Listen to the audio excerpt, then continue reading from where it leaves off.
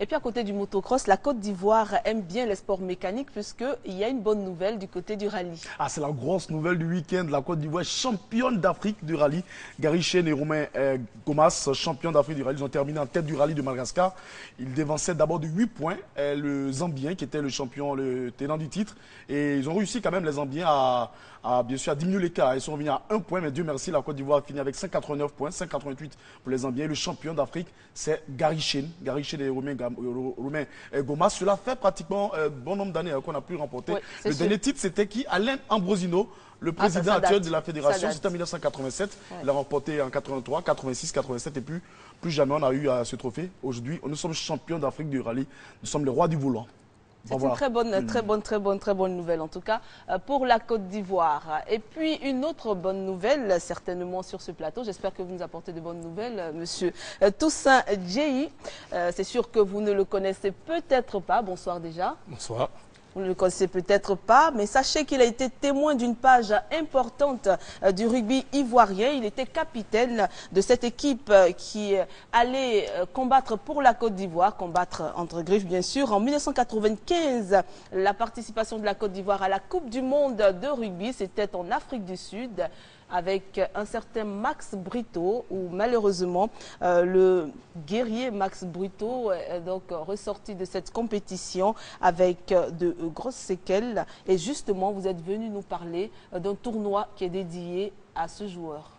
Et merci parce que cela va faire 20 ans que nous avons participé à cette Coupe du Monde. Écoutez bien l'accent, cela fait 20 ans.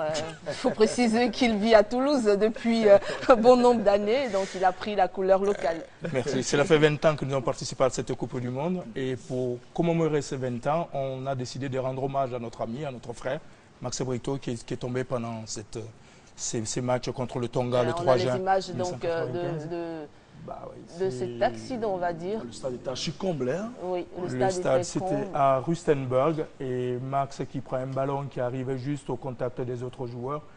Et on a, si vous regardez le ralenti, le numéro 4 ou 5 de Tongien qui arrivait juste après est complètement en retard. Donc je suis au-dessus en train de regarder s'il n'avait pas perdu son dentier à cette période-là. Vous n'avez pas perdu votre forme également. Hein? Oui, j'ai toujours bien mangé, ça va bien. Alors donc on voit donc Max Brito qui est étendu. Avec Jean Satic qui est c'est une image vraiment difficile. Et très pénible à voir. Très pénible à voir. Et aujourd'hui, il mérite vraiment l'action que vous êtes en train de mener en son encontre. Alors cette action est sous l'égide de la Fédération ivoirienne de rugby, dont nous avons rencontré le président de la fédération pour en parler.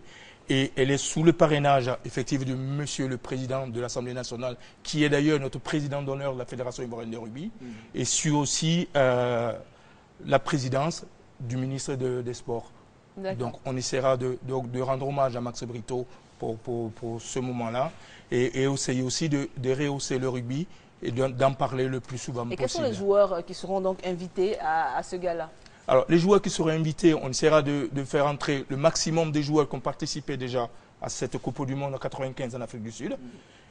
Les équipes françaises qui étaient, donc on a la chance aujourd'hui d'avoir Philippe Saint-André qui est l'entraîneur de l'équipe de France et qui était le capitaine de l'équipe de France aussi à cette période-là. En fonction de leur calendrier, de leur tournoi du mois de juin, on est en train de regarder s'il faut l'organiser mi-mai, mi-juin.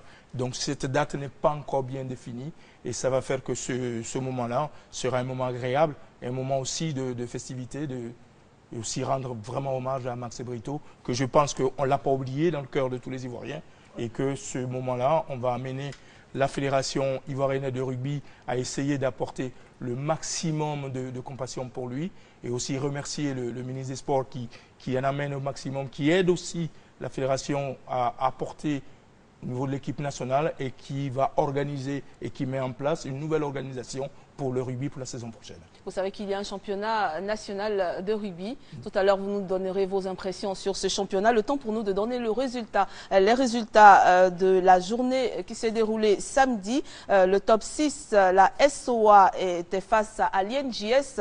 3 pour la SOA, 13 pour l'INJS. Et on nous dit que le match a été arrêté après la contestation d'un carton rouge par la société Omnisport de l'armée. Deuxième résultat du top 6, Adzopé Orc 10-50. Et la Coupe FIR a opposé l'Arc à l'AUC 36-11 pour l'Arc. Et Yamoussoukro était face à Divo 17-12. Et puis les finales sont prévues pour le 22 décembre 2014 au stade Robert Champroux de Marcory. Le top 6 opposera TBO à Orc.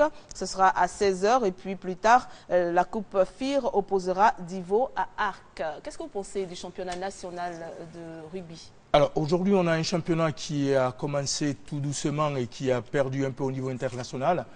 Par manque de partenaires, par manque de sponsors, par manque aussi d'organisation et des aides qu'on n'arrive pas souvent à avoir. Et je pense qu'on a des joueurs très bons, valeureux, qui peuvent aussi... Lundi dernier, j'ai rencontré Oulaye Evrard, qui vient d'arriver à l'US Carcassonne, qui joue en Pro D2, mais pour l'instant qui joue avec les espoirs. On a des gabarits intéressants, énormes, qui peuvent apporter au rugby ivoirien. On a encore beaucoup de jeunes qu'on peut aider. On a un niveau intéressant, il faut toujours apporter, les aider, organiser aussi le lien entre les anciens qui existent. Et vous, les anciens, vous vous engagez donc à apporter du nouveau? Alors, il y a eu un lien qu'il faut recréer, qu'il faut remettre en place pour que la famille du rugby puisse toujours travailler ensemble. Et partant de ce principe-là, les anciens internationaux qui existent, aujourd'hui nous sommes au nombre de 17 de cette génération de 95 oui, qui vit en France. On en a un certain nombre aussi qui vivent en Côte d'Ivoire, ils sont 7 ou 8.